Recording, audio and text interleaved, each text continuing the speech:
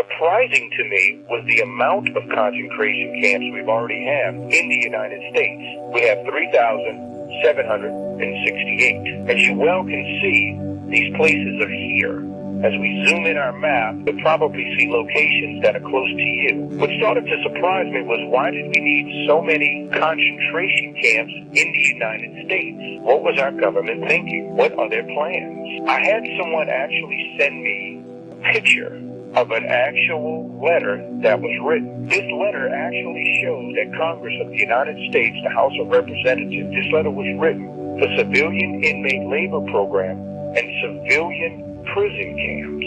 You clearly can see that it also says it has been funded, staffed, and does reflect current Army policy. This was written in March 1997. Can and will our country be under martial law? Are you familiar with the hantavirus, Agent Mulder? Yeah, it was a deadly virus spread by field mice in the southwestern United States several years ago. According to the newspaper, FEMA was called out to manage an outbreak of the hantavirus. Are you familiar with what the Federal Emergency Management Agency's real power is? FEMA allows the White House to suspend constitutional government upon declaration of a national emergency. Think about that. What is an agency with such broad sweeping power doing managing a small viral outbreak in suburban Texas? You're saying it wasn't such a small outbreak? No. I'm saying it wasn't the hantavirus. When we were young men in the military, your father and I were recruited for a project. They told us it was biological warfare or a virus. Am I gonna die without my mask on? Is that what they told you? If you took your mask off, you were gonna die? What killed those men? What killed them, I won't even write about. Oh, shit. He's leaving. I'm starting the test now. Hope none of these freaks have our SIM cards.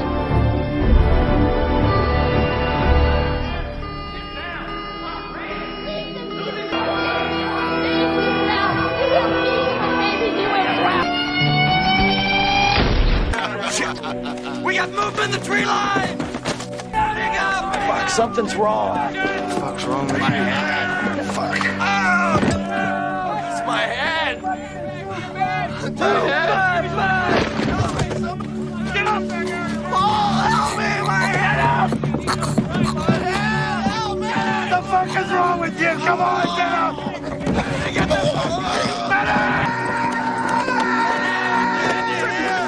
Come on, man!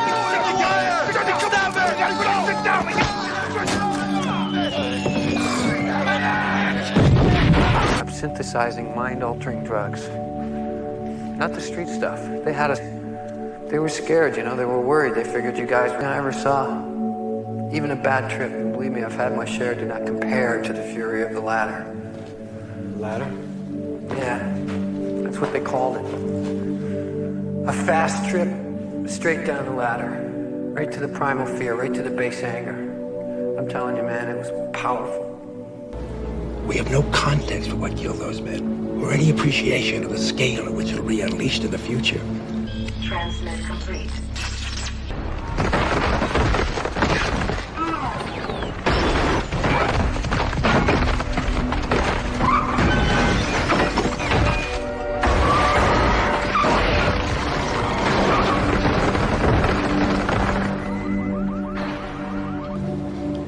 Plague? The plague to end all plagues, Agent Mulder. A silent weapon for a quiet war. While the rest of the world have been fighting gooks and commies, these men have been secretly negotiating a planned Armageddon. We're here today not just to talk about the future of this company. We're here to talk about its destiny. We're here to talk about the end of the world. We stand on the brink of Armageddon, diseases for which we have no cure. Fundamentalist states who call for our destruction, nuclear powers over which we have no control. And even if we navigate these dangerous waters, we face other, even more inevitable threats. Global warming will melt the polar ice caps within 80 years, flooding 90% of all habitable areas on Earth. Unchecked population growth will overtake food production in less than 50 years, leading to famine and war. This is not conjecture. This is fact. One way or another, Our world is coming to an end. Now the question is, will we end with it? What do you propose? I propose that we end the world, but on our terms. An orchestrated apocalypse. One that will cleanse the earth of its population but leave its infrastructure and resources intact. It's been done once before, with great success. The chosen few will ride out the storm, not in an ark as in the book of Genesis, but in safety, underground. There will be enough of us left to rebuild a new world. We've been preparing a network of immense caves, and they're almost finished. And we can put 1 million people in them. And that 1 million people can survive there underground for 2 years, until the air clears and the dust settles. Now, the cave is more than a dormitory. It's our new Noah's Ark. We're storing seeds and seedlings, plants, animals. And when it's over, we will emerge onto a cleansed earth, one that we can then reboot in our image. And just how do you intend to achieve this? The means of our salvation are already at hand. I give to you the T-virus.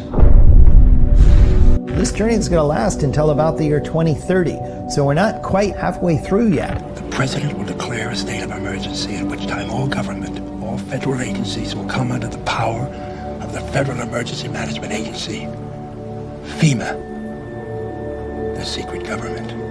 The Senate will pass tomorrow a bill allowing the American military to imprison American citizens indefinitely without charge or trial. Congress is essentially authorizing the indefinite imprisonment of American citizens without charge or trial. I think that denigrates the very foundation of this country. It denigrates the Bill of Rights. It denigrates what our founders intended. How bad is this? It's quite frankly absurd, Keith. I mean, here we are 10 years after 9/11, in the wake of the demise of Osama bin Laden, the only leader that Al-Qaeda has ever known. And we're passing a provision that would codify the indefinite detention without trial of suspected enemies of the state. And that includes, as you mentioned, American citizens apprehended here on U.S. soil. We have not codified indefinite detention without trial since the McCarthy era. That's how extreme this is.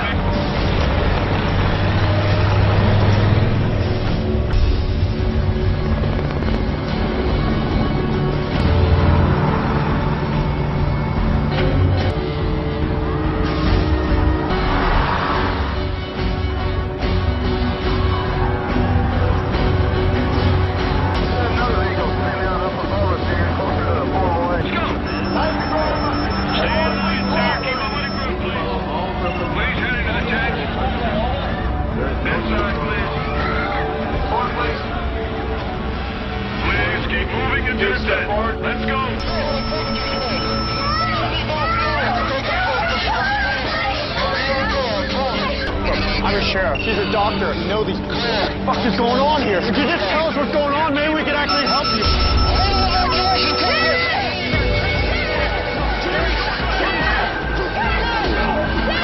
Let go!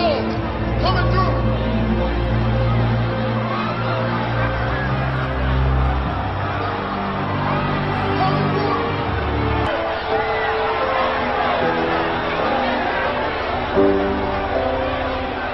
You're clear. Move ahead. Clear. Step up. You're clear. Next. Let's go. No good. Clear. Clear. Good. Just no way.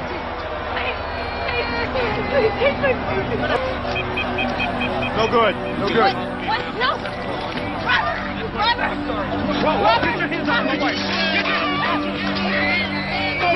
The virus has mutated. Into what? A new extraterrestrial biological entity. The geometry of mass infection presents certain conceptual re-evaluations for us about our place in their colonization. This isn't colonization. This is spontaneous repopulation. All our work, if it's true, they've been using us all along. We've been laboring under a lie. We are going to tell them what we found, what we've learned. In hope of what?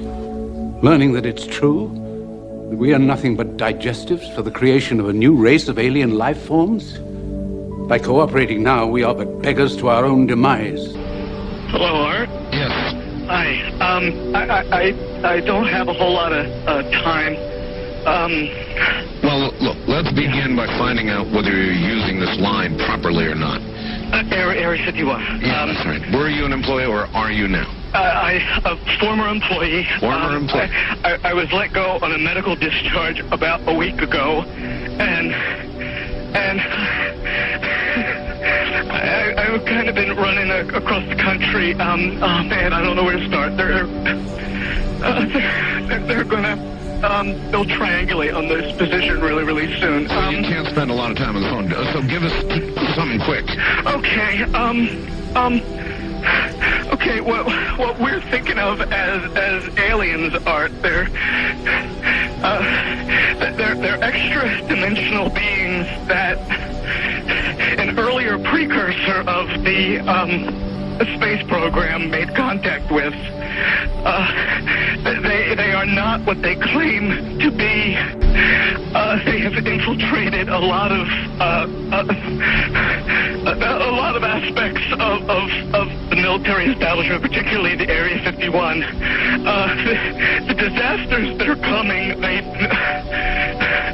the military, the government knows about them, and there's a lot of safe areas in this world that they could begin moving the population to now, Art. But they're not doing anything. They are not. They want the major population centers wiped out so that the few that are left will be more easily controllable. Discharge.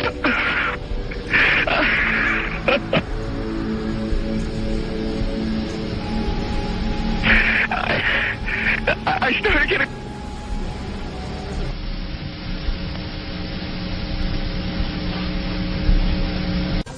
In some way, something knocked us off the air, and we're on a backup system now. It's a government, or... I don't know. It has to be something, though. Well, did you hear... Now, you tell me, because you were listening. That was awful strange. There was a really weird guy on the air when it went off? Yeah. Real weirded out. Like, going... Sort of sounding paranoid? Yeah. Schizophrenic? Like crying and everything. Yeah. And how far into the conversation was it when it went off? Just a couple, about 15, 20 seconds, I'd say. Oh, you guys missed... You really missed the call then, and I've got a feeling somebody didn't want you to hear it. Yeah. Because it was really strange. All of a sudden, I'm hearing Mark Furman, and when I right. Well, the network, of course, went immediately to a backup tape while we tried to figure out what blew up here. The transmitter. So that's what you heard suddenly, for some unknown reason. I've never seen it do this in all the years that we've been on the air. I have never seen the transmitter in this way just simply fail, massively fail, like a massive heart attack or some kind.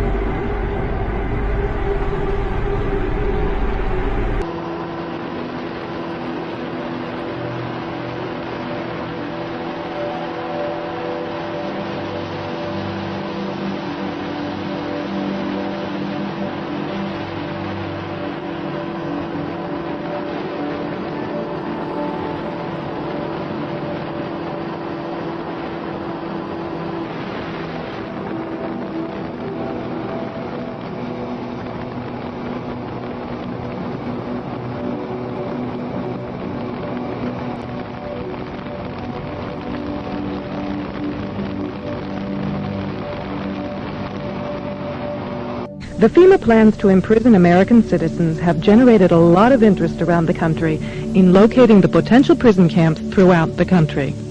These may be facilities currently being used as prisons, such as those you saw earlier, or prisons that are being built supposedly in the name of the war on drugs, or facilities that have other uses but which could be quickly used to detain large numbers of people, such as this Amtrak facility in Beech Grove, Indiana. We're standing now in the main parking lot, which doesn't look too sinister. At this level, it is a very large parking lot, fenced on all sides by fence topped by barbed wire. It also has these electronically operated turnstiles.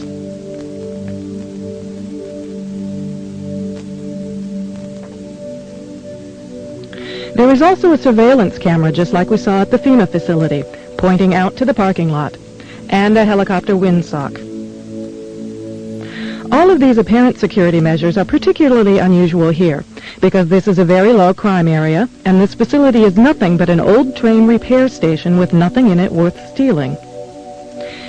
In this portion of the parking lot is a brick building, suitable for processing, next to a gate that leads right out to the railroad tracks, and all of this is contained inside a fully fenced area, now 3 layers deep in fencing at this point. This U.S. Air Force train indicates federal and military involvement. Facing the opposite direction, you can see that this area, too, is a very large fenced area with railroad track running the length of the fence and plenty of warehouses.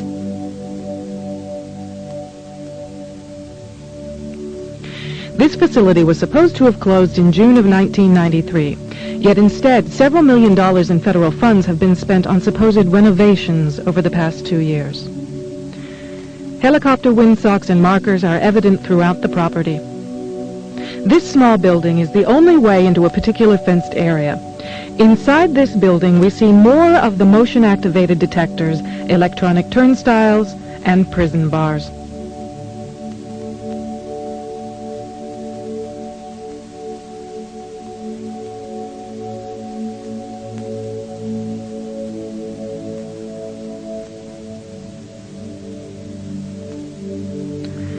All of the renovations to this property have involved putting in new fencing, electronic turnstiles, concrete flooring in unused warehouse buildings, and putting in large gas furnaces on buildings that were never heated any time in the past 20 years.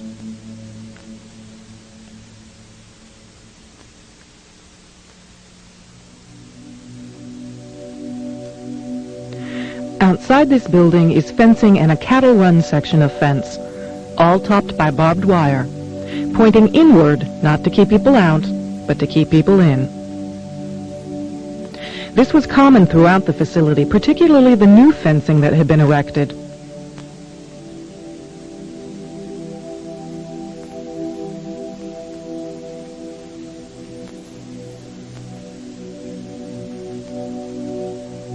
Inside the fenced area on the other side of the building, you'll see signs that say Red Zone, right up next to the railroad tracks that run the length of the fenced area. Next to the Red Zone sign, you can see closely numbered markers on the fences that are too closely spaced to be parking markers, just as if they plan to have people line up to board the trains.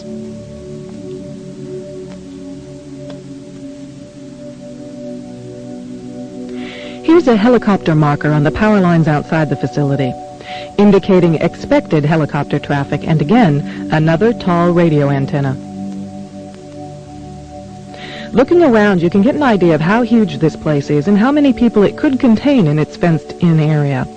In yet another fenced area, we see a large warehouse building at the end, with the electronic turnstiles in front of it. The building is one that has a new concrete floor,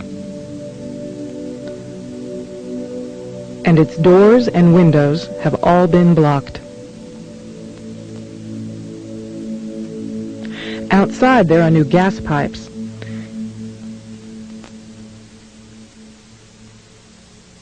Even as we were filming, a black helicopter flew over us, observing what we were doing, which has happened many times when we have been at the facility.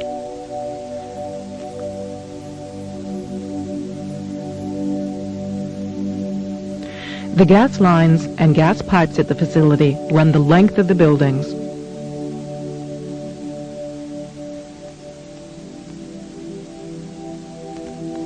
And come out at some very, very large brand new furnaces that have been installed at the buildings throughout the facility.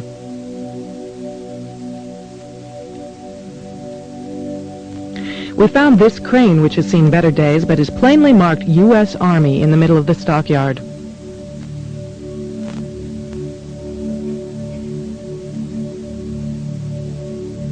We found other fully working military trucks and equipment here at other times. Inside the facility, we found large fenced-in areas next to the railroad tracks marked Green Zone and Blue Zone, suitable for holding a lot of people. Many of the old warehouse buildings have had new concrete floors put into them. Unused sections of railroad track have been dug up and replaced, and from the supplies in the stockyards, it is obvious they will be doing even more construction and fencing.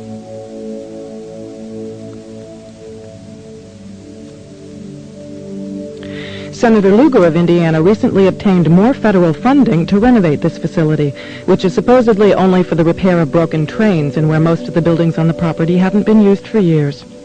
It certainly appears they are expecting more than just broken trains.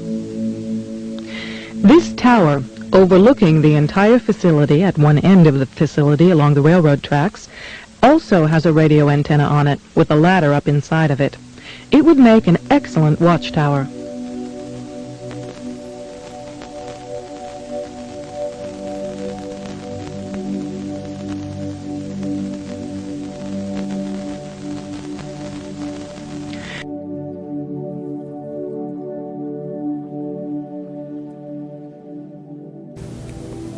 Not too long ago, I talked with Dale Bohannon, whom I've known since, I guess, the mid-1980s. And he told me something very interesting that he found back in the fall of 2000 while he was on a business trip. Listen to this, folks. I was pulled to the side road, which was a new cut gravel dirt road in front of a business, builder supply business, actually top-notch builder supply in Madison, Georgia. To my right, this was previously was a soybean field, and this little new cut road divided this field. And the right side of the road was filled with, which I thought was portable toilets. I never looked at them that close. Same in color, maybe black, but which was an odd color. And I was sitting there going over my notes, and a van pulled alongside of me that turned out to be the property owner. And he greeted me, and he was by himself, and so we had a good little dialogue there, and I asked him about the field of black boxes. What were they? Because I'd never seen anything like that, and his statement was that if he told me, I would be one of few people in Madison, Georgia that knew about them. And he says they're disposable coffins, I believe he told me. And he says there's 100 at that time. He said there was 125,000 there, and they were stacked. He told me 15 high. I asked him who owned them, and he stated that the CDC owned them and that they were leasing his land for storage. And he said his brother worked with the CDC in Atlanta and had been asked by the CDC to do a 3-year extension to place temporary morgues all across the nation. So in January of this year, 2005, we decided to drive to beautiful Madison, Georgia and take a look for ourselves. It was on a Sunday and no one was around, with the exception of this one pickup truck that was coming out the narrow road that we were going in on next to this field. We flagged down the pickup truck, and it was providential that the driver of this pickup truck turned out to be the son of the man that owned this field. So naturally, we started asking him questions. And he told us that not long ago, there had been as many as 500,000 of these grave liners or disposable coffins. We asked him for permission if we could look around, and he said yes. So we did. We're just getting an idea for the size of these boxes. What could these boxes be used for? Well, they're called casket liners. And that's an interesting term, isn't it? It's a casket liner. When I first heard the term casket liner, I thought perhaps a lining for a casket. But this is too big to be on the inside of a casket. So certainly this could be used as a casket. This is an inexpensive casket. And you can see the size here. There's lots of room. I think my friends here, we could all probably get inside. It might be a little cozy, but we'd fit just fine. Which tells me that these liners can be used for more than just one. And one more time, what kind of liners are these? Casket liners. These are casket liners. That's what the man said. That's what the man told us. And we're told that there are about, well, there were about 500,000 out here. Later, as I went back to my home office, I spoke of it there, and of course, people usually don't want to hear too much about this kind of thing. So it's never been mentioned, publicly, except just here and there, because most, like I said, the reaction I got, people didn't want to know about it, the few people that I spoke to, and so I just dropped it. And until I went to a luncheon, a fundraiser for Representative Saxby Chambliss. He was running for his second term for the U.S. House of Representatives. And it was a crowd, probably 100, maybe 150. It was congressmen, senators, state senators, and mayors. There was one table we probably had 2 3-star generals and a couple of 1-star with their spouses. So it was a real high-powered meeting. But the keynote speaker was a congressman, and I don't remember his name. He'd just been in the House for a long time, and he was the chairman of the Armed Services Committee. And so he just spoke in behalf of Representative Chambliss and the importance of having him on board to be reelected due to our threats. But it had to do with the nuclear devices that was missing from the old Soviet Union, and it had gotten into terrorist hands, and it was, the emphasis was on the critical state that we face in this country. And he said we could lose tens of millions of people in the next decade, and he used those terms, due to a nuclear strike on U.S. soil. And I was sitting there, and it became very clear to me that that could very well explain why just weeks, could be 2 to 3 weeks prior to that meeting, that I had stumbled upon these, at that time, 125,000 disposable liners or caskets or coffins or whatever that could be termed as, in that soybean field in Madison, Georgia. Did you catch what he said, friends? At this high-powered meeting, it was in Perry, Georgia, near Robins Air Force Base, the largest employer in the state of Georgia, Robins Air Force Base. The chairman of the Armed Services Committee was the keynote speaker. The chairman of the Armed Services Committee, whoever that may be, used to be Sam Nunn of Georgia, from the district I was born and raised in, Whoever that chairman is generally one of the most powerful men in Washington. And I can't remember the chairman's name at that time myself, but he said, this was in the year 2000, I believe, that in the next 10 years, possibly due to nuclear strikes, tens of millions of people could lose their lives. And we've just read what our prophet said. Now, what we've just seen is one United States city outside, this is Atlanta, it has a metropolitan population area of roughly 4 million people. So this is one field outside of one U.S. city,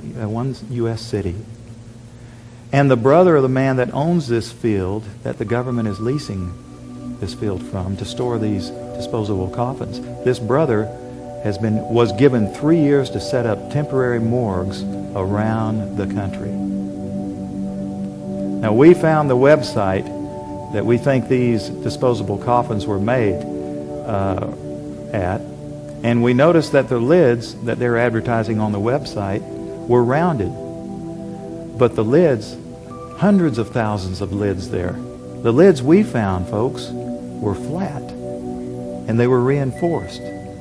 You know what that could mean? You can stack them on top of each other. That's a lot neater to stack them in disposable coffins than what we saw after the tsunami, when we would see bulldozers digging holes and taking bodies and pushing bodies into holes. America can stomach this much better.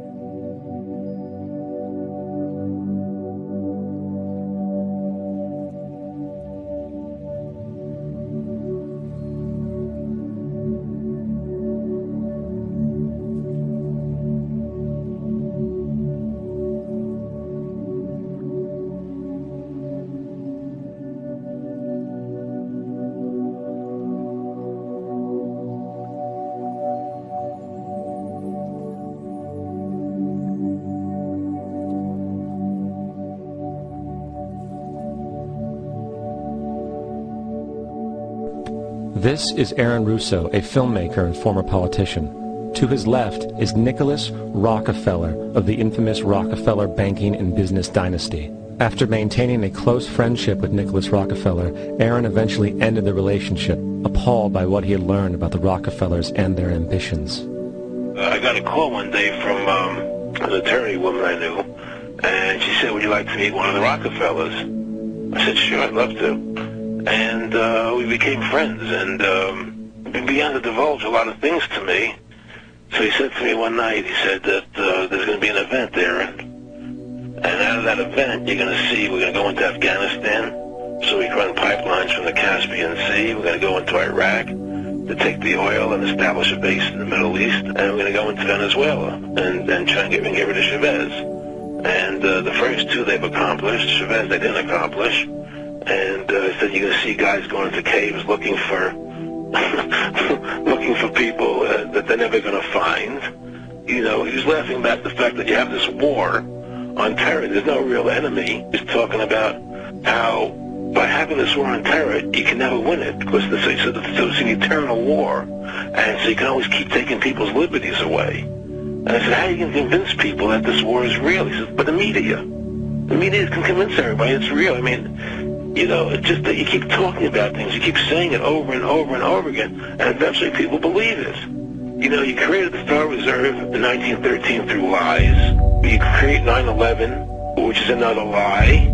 Through 9/11, then you're fighting a war on terror, and now all of a sudden you go into Iraq, which was another lie, and now they're going to do Iran. You know, and it's all one thing leading to another, leading to another, leading to another. Now, I would say to them, what are you doing this for? What's the point of this thing? You have all the money in the world you ever want. You have all the power. I said, you know, you're hurting people. It's not a good thing. And he would say, what do you care about the people for? Take care of yourself and you take care of your family. And then I said to him, what are the ultimate goals here? He said, the ultimate goal is to get everybody in this world chipped with the RFID chip and have all money be on those chips and everything on those chips. And if anybody wants to protest what we do or violate what we want, we just turn off their chip. That's right, microchipped. In 2005, Congress, under the pretense of immigration control and the so-called war on terrorism, passed the REAL ID Act, under which it is projected by May 2008, you will be required to carry around a federal identification card, which includes on it a scannable barcode with your personal information. However, this barcode is only an intermediary step before the card is equipped with a VeriChip RFID tracking module, which will use radio frequencies to track your every move on the planet. If this sounds foreign to you, please note that the RFID tracking chip is already in all new American passports. And the final step is the implanted chip, which many people have already been manipulated into accepting under different pretenses. We have a Florida family who are really pioneers in a brave new world. They have volunteered to be the first ever to have microchip identification devices implanted into their body. After 9/11, I was really concerned with the security of my family. I wouldn't mind having something planted permanently in my arm that would identify me. In the end, everybody will be locked into a monitored control grid where every single action you perform is documented. And if you get out of line, they can just turn off your chip, for at that point in time, every single aspect of society will revolve around interactions with the chips. This is the picture that is painted for the future if you open your eyes to see it. A centralized one-world economy where everyone's moves and everyone's transactions are tracked and monitored, all rights removed. The most incredible aspect of all, these totalitarian elements will not be forced upon the people. The people will demand them. For the social manipulation of society through the generation of fear and division has completely detached humans from their sense of power and reality.